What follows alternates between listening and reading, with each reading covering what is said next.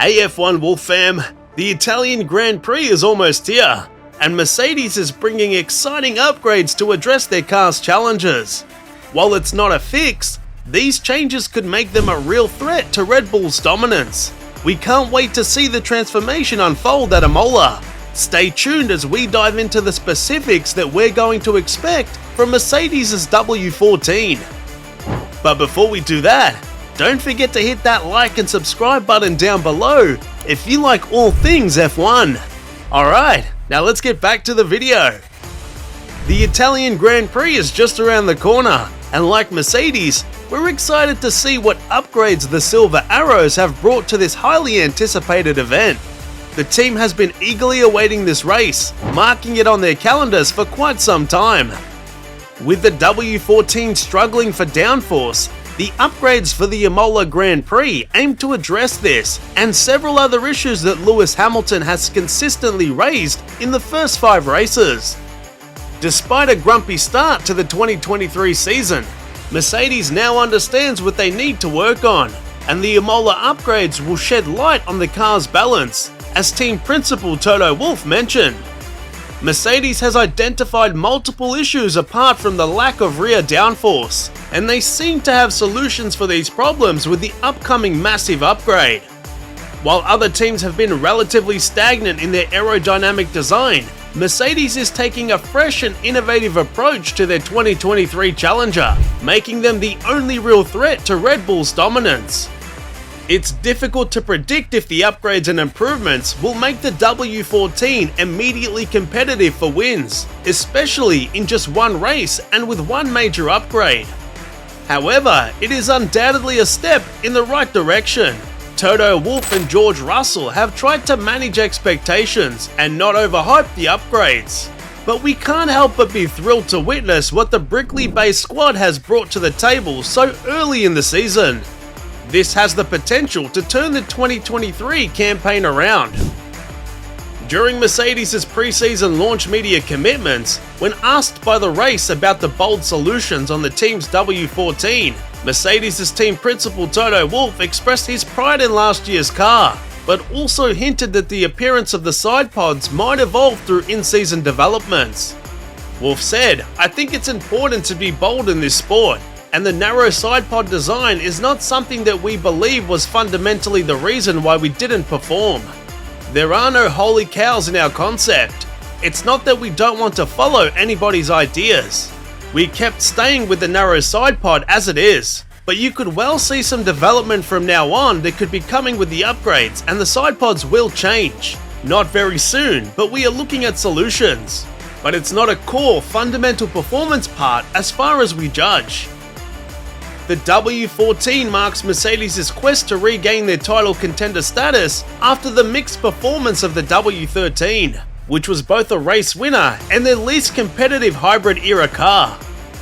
Despite initial issues and improvements throughout the season, the W13 showcased significant pace variations and suffered from porpoising. Mercedes claims to have identified the design flaw that plagued their 2022 season, potentially linked to the floor design, and hints at maintaining their unique side pod concept. The recently unveiled W14, with initial renders and a physical car, confirms the retention of the narrow side pods, along with other attention-grabbing features like inlets and a new engine cover profile.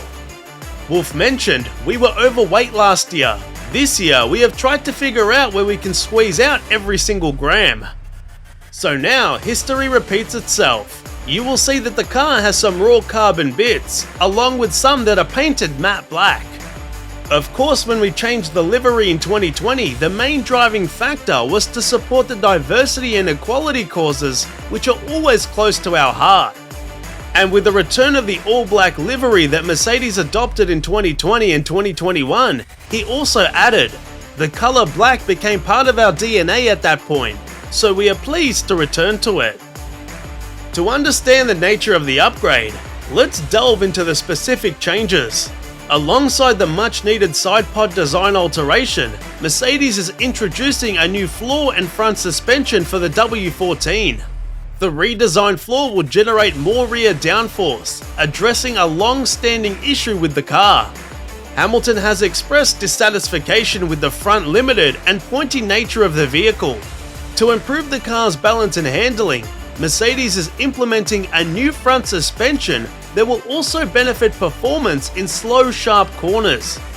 While it's uncertain if the W14 will be immediately competitive in Imola, the first race with these upgrades, it's a significant undertaking, as Wolff described.